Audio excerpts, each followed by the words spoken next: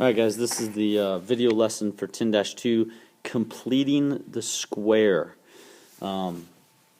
This is why we have been practicing identifying perfect square trinomials, because in this section we will be creating perfect square trinomials in some cases.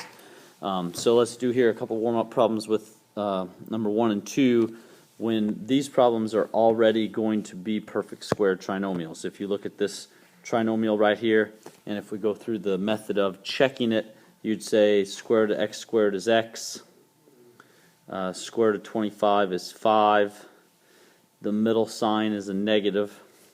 So you'd say, is this a perfect square trinomial, or in other words, does it factor into this? And yes, because you would say that these two numbers multiplied together, x and negative 5 makes negative 5x, and then you double that or multiply it by 2, and that makes negative 10x. So yes, this is a perfect square trinomial, and the directions then say to solve this problem by taking the square root of both sides, which means that first thing you're going to do with this problem here is to factor it into that x minus 5 squared that we just had, but now it equals 7. So x minus 5 squared equals 7. And we're going to solve this by taking the square root of both sides. So I'm going to take the square root of this side, which, again, we know that squares and square roots cancel out, so that's just going to turn into x minus 5. And then we're going to take the square root of this side. And now, this is where simplifying radicals comes into play. I have the square root of 7. Well, do not tell me the decimal equivalent to the square root of 7. You need to simplify the square root of 7. Again, do not say that it's 2.6457, so on and so on. Do not tell me that. I want you to simply simplify the square root of 7, which in this case it cannot be simplified, so you're just going to have the square root of 7. Now, the other important thing to remember about this section, and we discussed this before, is we're now going to say that these answers are all plus or minus the square root of 7, because like with the square root of 16, if you're going to take the number 16 and you're going to square root it, well, you don't know if it was 4 or negative 4 that they squared to make that positive 16, because both positive 4 squared makes 16 and negative 4 squared makes 16. So since you did the actual squaring, or taking the square root of both sides, you need to account for the fact that it could be a positive or negative answer. So we have plus or minus the square root of 7, because it didn't simplify any. So now what you do is you just simply solve this equation. You solve this as you have any other equation by taking the solving for x. So in this case, solving for x would be to add 5 to both sides. Now, you cannot add the whole number 5 to the square root of 7, so you're just going to leave this as 5 plus or minus the square root of 7. And that is your answer. Now, what you also need to realize is this is actually two answers. One answer is x equals 5 plus the square root of 7, and the other answer is x equals 5 minus the square root of 7, which are two completely different numbers. And what I'll probably have you do here is I will have you also, along with this answer, tell me what the two answers are in rounded off form, meaning x is approximately equal to, and this is why up in the directions it says to express your solution in radical and decimal form when appropriate. So your radical form I've already circled here, x equals 5 plus or minus the square root of 7. Now you get onto your calculator, which I'm doing right now myself, and I'm going to say, okay, well, for this one over here, 5 plus the square root of 7 is 7.6457, so on, and I'm going to round that off to the nearest tenth, so we're just going to say about 7.6. And then you have to do the other one right here, 5 minus the square root of 7.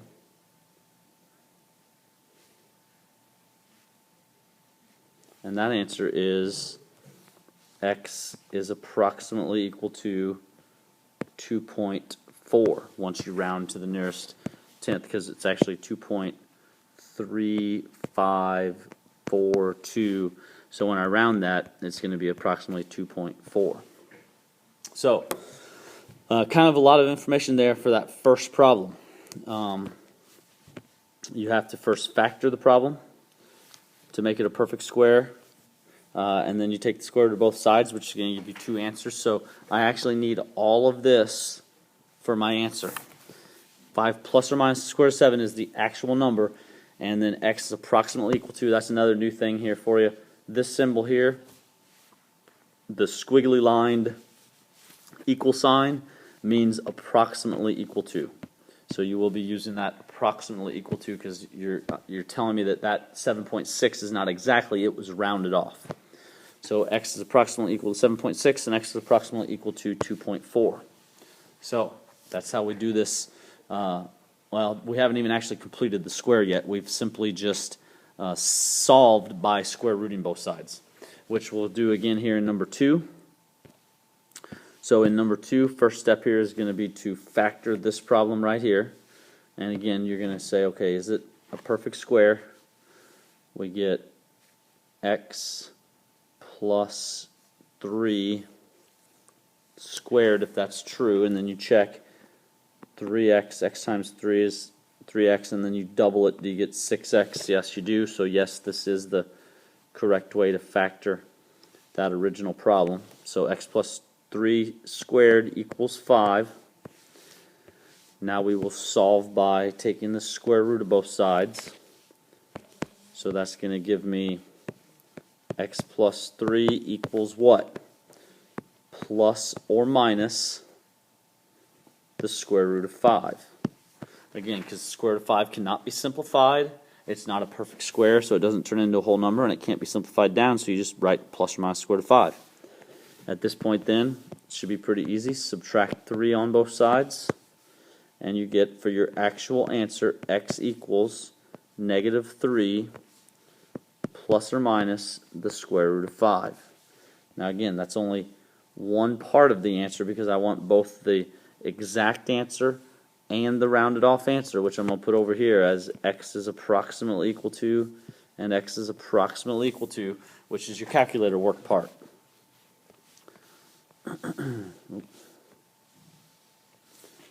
So go ahead and start typing this into your calculator. And again, if you're having troubles getting these exact correct answers, check with me, because this is just calculator work. For instance, mine I kind of have to do backwards. I'm going to take the square root of 5 as a positive number, and then I'm going to say plus negative 3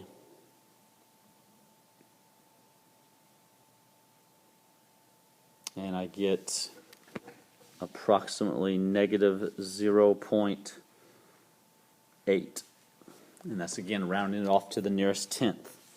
Then I do it the other way, and I say the square root of 5 negative. I have to change it to a negative because it's negative square root of 5, and then plus a negative 3, and I get negative 5.2. So the answer, again, is negative 3 plus or minus the square root of 5. But that answer is approximately negative 0.8 and negative 5.2, if you wanted to plot that on a number line. So, again, this is what I said. This is why Section 2 is a little bit harder. A lot going on in this section. We will, spend a lot of time in this section, do a lot of problems. So let's go ahead and move on then to the next part. Okay, so for the next section here, if you look down here at problem number 3 and 4, we have trinomials that are missing the last term, the C term we just have written as a C. You can think of this just as a, a blank for right now, where we're going to figure out what that C value needs to be to make this a perfect square trinomial.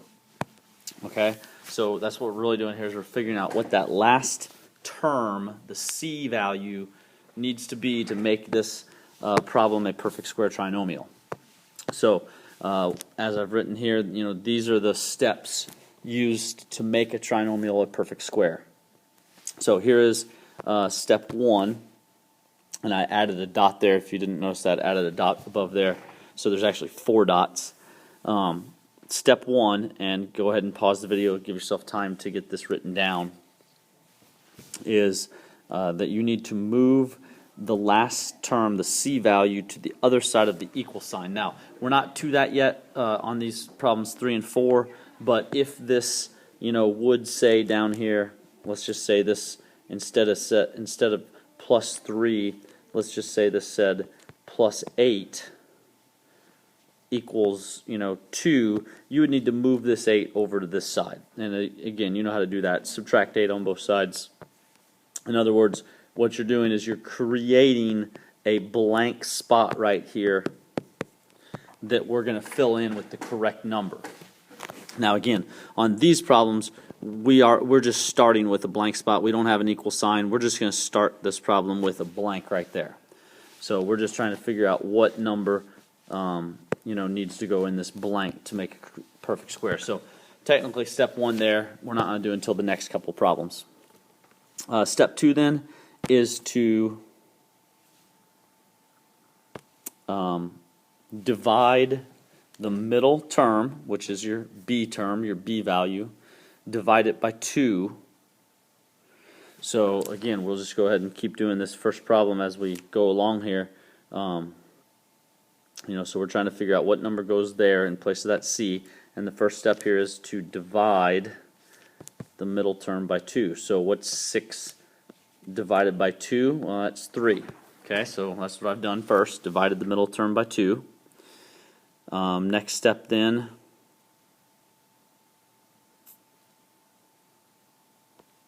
is to square the result. Okay, well that's easy enough. That means I'm going to take this 3 and I'm going to square it, and that equals 9. Okay, and I say that what you've just done there is you've found the new C. So 9 is the new C. So I know now that this original problem here is going to be x squared plus 6x plus 9, and that is my perfect square trinomial. Now, if you look up here at the top, the last step then is to rewrite the C value, and if this was an equation that we were actually solving, you would have to add that 9 to both sides. So in other words, if there was an equal sign up here, and it equaled, negative 6 like we might have had earlier, not only do you write plus 9 in here, you would write plus 9 on that side, because if you're adding that 9 in to the left side, you have to do the same thing to the right side. So that would be something that has to be done on later problems when there is an equal sign. So, all right, well then let's try number 4. And again, number 4 is slightly different. We're not going to create a blank here because the C represents the blank already. We're just trying to figure out what C needs to be. So we're pretty much doing those 2 middle steps. We're going to divide this middle term by 2. Negative 20 divided by 2 is negative 10. And then the next step is to square it. Negative 10 squared is 100. And so that is what the C needs to be. So now I rewrite my original problem as x squared minus 20x plus 100. And I'm done. And again, since you wrote the plus 100 here, if there was an equal sign to this problem, you would write plus 100 on the other side also. But in this case, we're just figuring out what C is. We were just practicing finding C. Now, the next few problems, we will actually do the whole process and do the whole problem through. So the next 2 problems will take some time, but they will be the whole process And then after that, we'll just have a couple more problems to play with to make sure you kind of understand some tricks. So let's move on to the next couple problems. Okay, so here we go with number 5. Now, first thing you might want to notice on number 5 is that the first step from our 4 steps up above has already been done for us, because if you notice, the negative, this 13 is already on the other side. So, this problem may have started out, a squared minus 14a plus 13 equals 0, and they've already done this first step of subtracting 13 on both sides, which gives us our problem here, which I'm going to write down and write a blank, actually. A squared minus 14a, and then blank equals negative 13. Now again, that blank is pretty important because you're actually going to fill that blank in when you figure out what the C value needs to be, what that last term needs to be.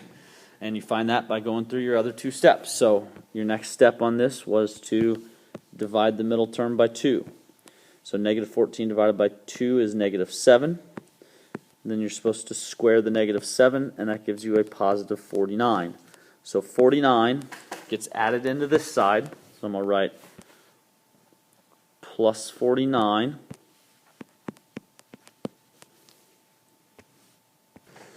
And not only do you add the 49 to this side, but you also have to add the 49 to the other side. Again, you've added 49 to the left side. You have to balance the equation by adding the 49 to the right side. So now this original equation is going to come down here and become a squared minus 14a plus 49 equals, and 49 minus 13 is 36. Yeah, so positive 36. Okay, now we get to why we're doing this. Why did we make this a perfect square trinomial? Well, again, just like on the first 2 problems that we worked out, this part right here is a perfect square trinomial. And I know that because I created it, right? Now, you know then that this is going to turn into a binomial squared equals 36, because you're going to factor this trinomial, which normally you'd do by saying, okay, well, I'm going to take the square root of a squared. That's going to be a. Square root of 49 is going to be 7. The middle number is a negative. But again, you don't have to check this because you've already done this. You know that this is a perfect square because you created it. You know this is going to factor right into a minus 7. And again, the minus 7 came from right here. Because minus 7 was the number that was half of your middle number. It gave you the correct sign, and then you know it's doubled because you took half of it. So in other words, you've like undone what you normally did to check. So anyway, the trinomial factors into a minus 7 squared equals 36, and then we know that to solve this we are going to take the square root of both sides. Alright, well, square root of a minus 7 squared is just a minus 7. And now the square root of 36 is a perfect square. It is 6, but don't forget that it is, we do now have to say plus or minus 6, because the original number was 36, and I don't know if you made 36 by taking 6 squared or by taking negative 6 squared, because either one of those will make, a positive 36. So you have to account for both possibilities. So we now have this equation, which doesn't have any square roots in it because 36 was perfect. So now it's going to be an easy solve. I just add 7 to both sides, and I get a equals 7 plus or minus 6. But again, that's not my answer there. Do not leave this as your answer because these are both whole numbers. Actually tell me that 7 plus 6 means my first answer is 13, and 7 minus 6 means my second answer is 1. So there are your 2 answers, 13 and 1. There is not that 7 plus or minus the square root of whatever, because 6 is a whole number. There are no rounded off answers here because 13 and 1 are whole numbers. all right? And that happens when you get perfect squares up here. So that's how you complete the square. That's how you do the whole problem, completing the square. Let's go ahead and try number 6 here. On your own, going through that same process. And again, I know it's a long process, but that's why this section's hard. So if you want to try this on your own, go ahead and try. If not, just kind of follow along with me. I'll try to go slow. Okay, so first step, back up on the last page, says to move the c to the other side of the equation. So I'm going to do that by subtracting 5, which gives me that blank there that I need. So I should have x squared minus 18x blank equals negative, what is that, 17? Yeah. So now my next step is to figure out what goes in that blank. And what you also might want to do is you might want to put equals negative 17 with a blank there also, because again, whatever you fill in to this blank, you're going to have to add to both sides. So, you know, that kind of helps you remember to add it to both sides. So, what's going to go in this blank? Well, we go through the process of dividing this by 2. Negative 18 divided by 2 is negative 9. Negative 9 squared is positive 81. So 81 is what gets added into my blank. So I'm going to put plus 81, plus 81. So, again, I'm going to bring this down and just rewrite what I have here now. So now I have x squared minus 18x plus 81 equals, and then negative 17 plus 81 is 64. And again, I know that this trinomial is going to turn into x minus 9 squared because I made it a perfect square, and I know it was minus 9 because of, you know, what half of my original middle number was. So x minus 9 squared equals 64. We go through solving this by taking the square root of both sides. Square root of x minus 9 squared is just x minus 9, and it equals plus or minus. Square root of 64 is also a perfect square, so it's going to be plus or minus 8. Again, it's nice when they're perfect squares because that means I'm going to get just two nice whole numbers. Two nice whole, even answers. So add 9 to both sides. X equals 9 plus or minus 8, which means my two answers are 9 plus 8, which is 17, and 9 minus 8, which is 1.